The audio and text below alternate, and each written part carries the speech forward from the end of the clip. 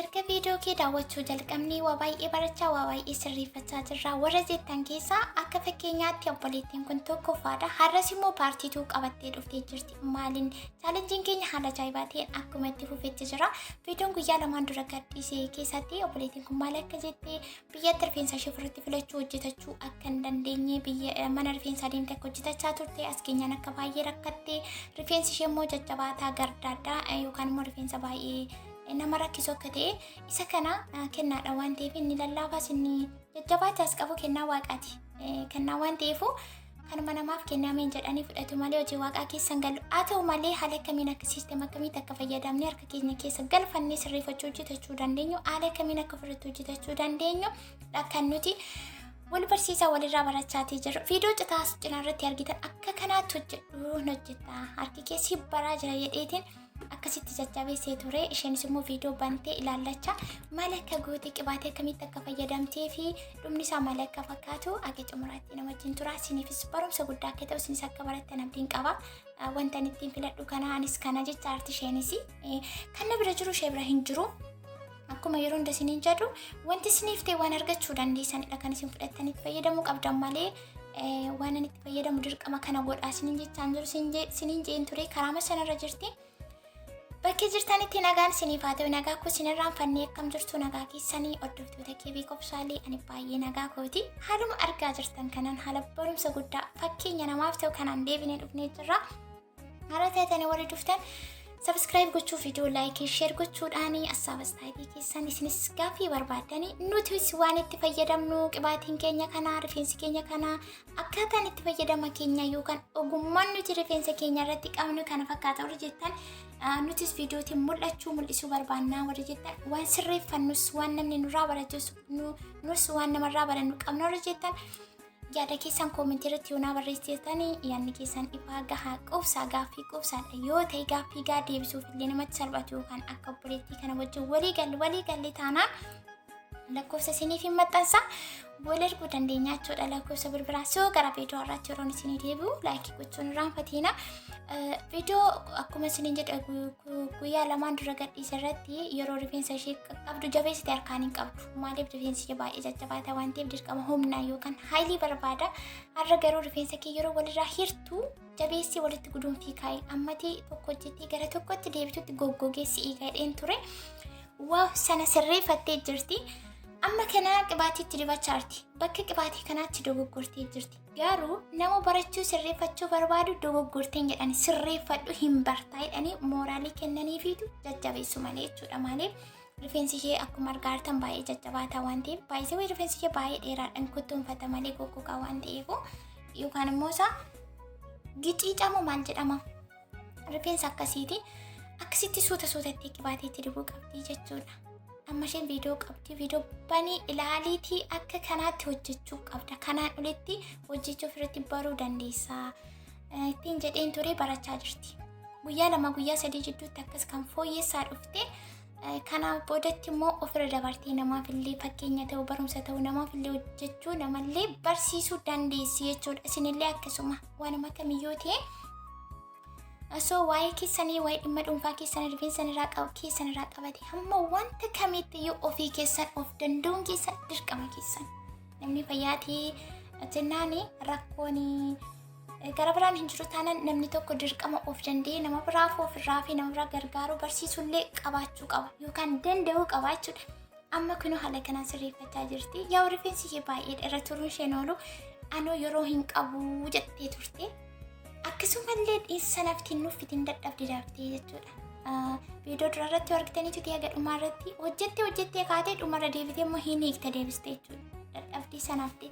Innaa kana gochuun qabdu galgala yeroo hojii keerraa xumurtee baatu yoo baay'ate sa'aatii tokko caalaa sittiin fudhatu jedheen itti mi'aan isheen garuu sa'aatii 2 natti fudhateera. Haa ta'u garuu barachuu ishee haala kanaanis hojjetachuu ishee rifeensi ishee ajajamaa haga kanaa ta'uusaa argachuun ishee baay'eetti gammaddee jirti jechuudha.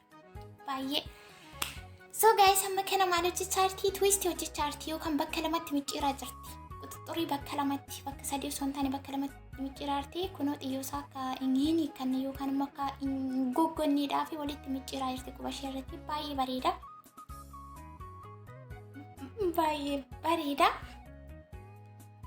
yaa dubaanis fuulduraanis akkan godhe yookaan akkan hojjetachaa jiru kanatti hin hojjetta akkasittiinis harki kee hin barataa hidhitee ture. Amma kanatu kana baraa jechaa turte garuu amma kana baay'ee malee godhattee jirti jechuudha. So siniifillee fakkeenya ta'a. Kanaafuu akkaataatti fayyadama keessanii sirreeffadha. Siniin jechuun barbaada yeroo hundumaarra deebi'ee wanti na biraan dhibamne hundumaa wanti tole hin dubbatin dabarri isa kana. So guys inni kan biraan immoo samaal gaafiin keessa maal ture? Maaltu dheeressaa? Maaltu waan caccabe sirreessaa warri jettamu wanti nuti hojjechaa jirru kuni maalidha? Guys takka ilaalama gaafii gaafadhaa ka maal taatanii maal qorraa walitti qalladdu. Taayimis golleette warri adii yeroo keessanitti fayyadamaa isin jettanii akkasumaan osoo deemuu baattanii ofii keessaniif jecha. Kanaaf osoo hin taane eenyumaaf otoo hin taane namni kan jiraatu mataasaaf dhimma jiruusaa dhimma jireenyasaaf dhimma haajaa mataasaaf jechuudha. Garuu utuma laaltanii maaltu caccabuu dhorkaa, maaltu buqqa'uu dhorkaa, maaltu maal gochuu dhorkaa warri jettan I am so sorry wanti nuti hojjechaa jirru kanuma kunoo. Anis kanan hojjedha isheenis kana hojjechaa jirti jechuudha. Argitanii wanti wal somnu wanti wal shawwannu tokko hin jiru. Whatever tokko wanti wal somnee wal bira dabarru hin jiru jechuudha. Namni sirriin seeraan nama hordofee walirraa barata. Namni sirriin namni waa barachuu barbaadu namni tattaafachuu hubachuu barachuu barbaadu hiyyaala bakka hin mokkora. Bakka yaada sana ga'uuf jechuudha. Kanaafuu gaayisochee kun akkuma argaartanii yaa'u xiqqoo rifeensi keenya garaagarummaa qabaa kan koo kan ishee kana goggogaa ta'uu baatus xiqqoo garaagarummaan jira. Anis akkasuma humnaan qabeeni malee wanti tirfiin raafee hin jiru jechuudha. Tokkuma garaagarummaa hin qabu garaagarummaa kunoo isheen isaanii kanaan hojjechaa jirti. Anis akka kanaatti hojjetachuu qabdaa jedhee ture. Kunoo kanuma fakkaatan isheen hojjette. Inni hojjettes isheen hojjettes tokko kachi qucci. Nafsi ishee yaa qimamittin.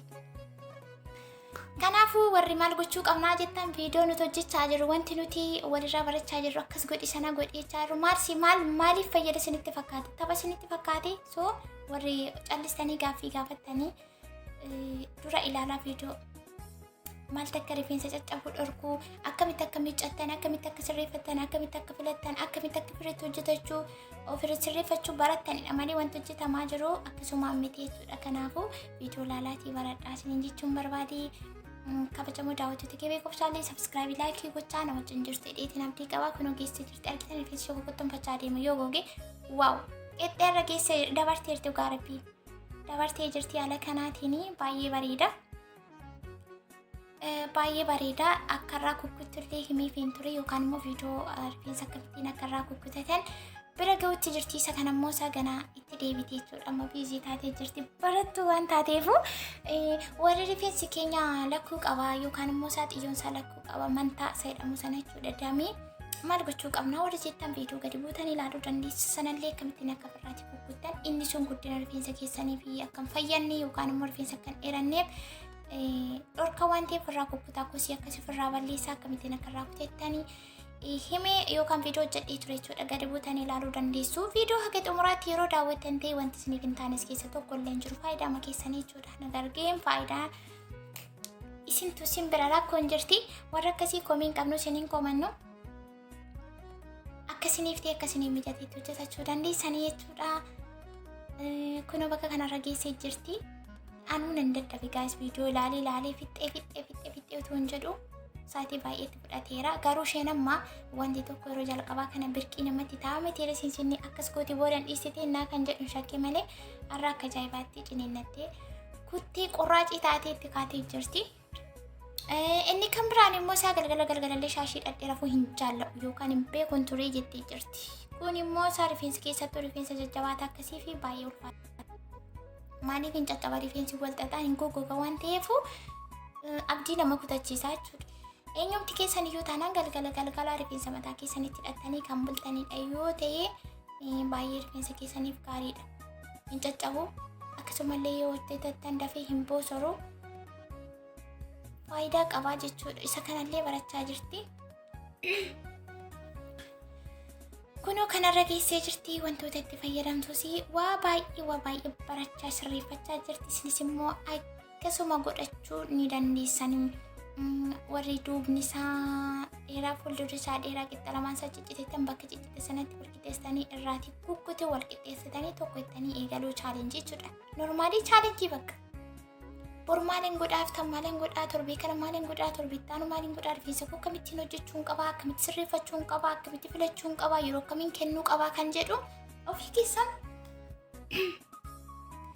pilaanii itti baafattu.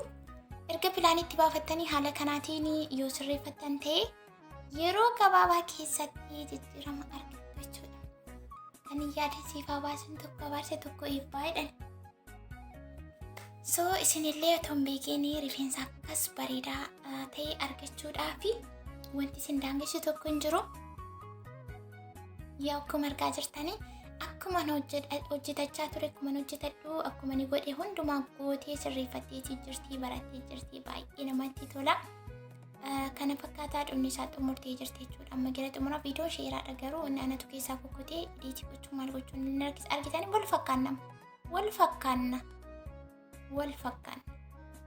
wal fakkaanna argitanii seesim. Nafsi ishee guys kun haala kanaan hojjetteerti baay'ee tokko bareedaan illee baay'ee tokko gammada isheen illee baay'ee tokko gammachuu addaa keessa jirti. Yaa haaluma kanaatiin akka isheen itti fuftu borummoo deebitee nuufillee fakkeenya barumsa akka taatu abdiin qaba. Argitaniirtu kana fakkaataa jechuudha. Amma kanatti hojjettee jirti. Kutaa biraas immoo kan biraanis ni jiraan ijoolleen akkasittiin maal gochuu qabna maal sirreessuu qabna ittanii warreen biraatii ergaa qabdanii carraa keessan suutaa waliin qaqqabsiisa. Inaaf kolcha isin jechuuf kun haala kanaan shaashii hidhattee jirti maaliif laxxee jedhee akka bareedutti. Xiqqoo turtee yookaan oolte yookaan boltee shaashii gaafa raayittu baay'ee bareeda. Mana rifeensaa deemtanii kanan birrii meeqaan hojjetattu. Argitanii ogummaan wanti hundumtiyyuu harkuma ofii keessa jira. Aangoo waan hundumaa harka ofii keessa jira waaqa gaditti jechuudha. Namni sammuu isaa waa yaaduu danda'u wanti hin barate wanni inni sirreessin tokko illee hin jiru. Kana fakkaata. Kun dhumni isaa baay'ee kan bareedu baay'ee kan namatti tolu. Isinis immoo bara dhaala kanaan sirreeffadhaa isiniin jechuuf viidiyoo kana gadi xumuraatti yookaan daawwattan ta'e gaaffiin deebiin keessa wanti isin barbaaddan yoo jiraate as keessatti argachuu dandeessu. Gammaatti waan wajjin turtanii fi hedduu galatooma. Warri laayikii sheerii sabiskiraayib gochaa jirtan haaraa beeksisni haaraan illee gara chaanala kana warri dhufaa jirtanii baay'ee galatooma isiniin jaa gaaffiis ta'e gaafachuus ta'e barsiisuu barachuus ta'e wanti bira jiru yoo jiraate gama koomentiidhaan na qaqqabsiisuu balballi koomentii banaadha isiniin jaa. Egaa akkuma baratamee sabiskiraayibii laayikii sheer gochuun keessanii akkuma itti hubetti yaadni keessanii ni babbareeda warri koomentii babbareedaa qabdanii akka nurraan hambifannee akka nurraan qusanne baay'ee.